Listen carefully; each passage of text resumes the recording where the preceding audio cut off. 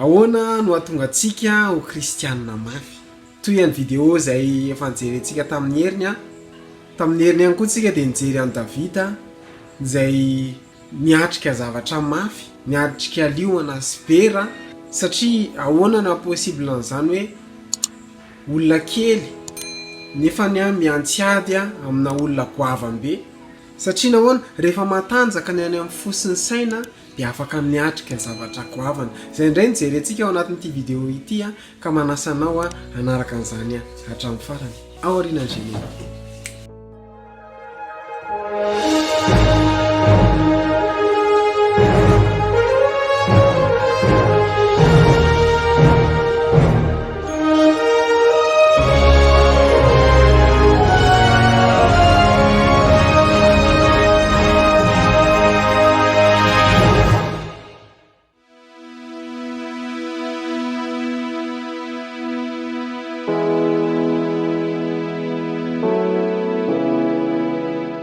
Dia faly miarabantsika indray tonga soa anatin'ity video vaovao ity ahoana no atonga antsika ho kristianina mafy.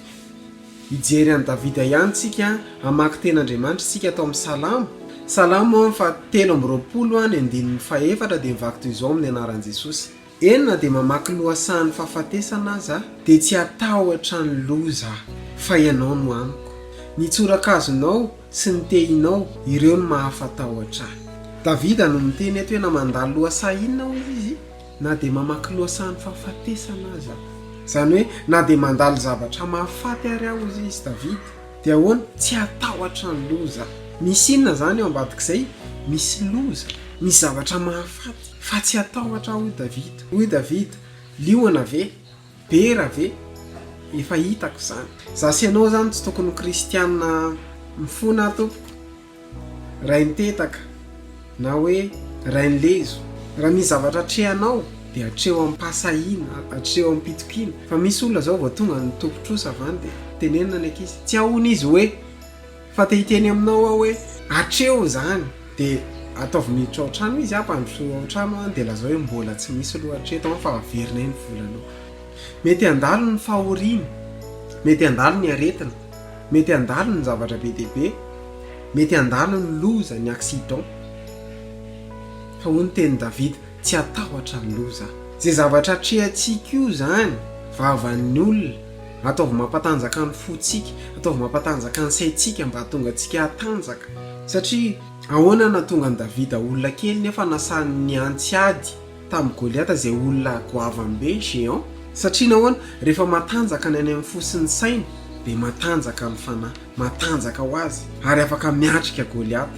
Tsy fantatro zay Goliata atrehanao androany fa aoka mety hoe mandalo tsy fisiny, mandalo aretina, mandalo zavatra mafimafy ianao amin'izao fotoana izao ataovy manamafy ianao zany. Noho izany mila matanjaka zany ny fotsika sy ny saitsika amin'izay zavatra mitrangy eo amin'ny fiainantsika. Hoy ny teny Davida enina dia mandeha mamaky lohasaha ariko ny fahafatesana aza dia tsy atahotra ny loza fa ianao no amiko. Ny tsorakazonao sy ny tehinao ireo no mahafatahotra. Ninona lalovanao amin'izao fotoana izao miatrika an'izao Covid-19 zao amin'ny firenentsika, firenena rehetra. Noho izany mila vonina ny fotsika. Ahoana na tonga ny fotsika ho vonina?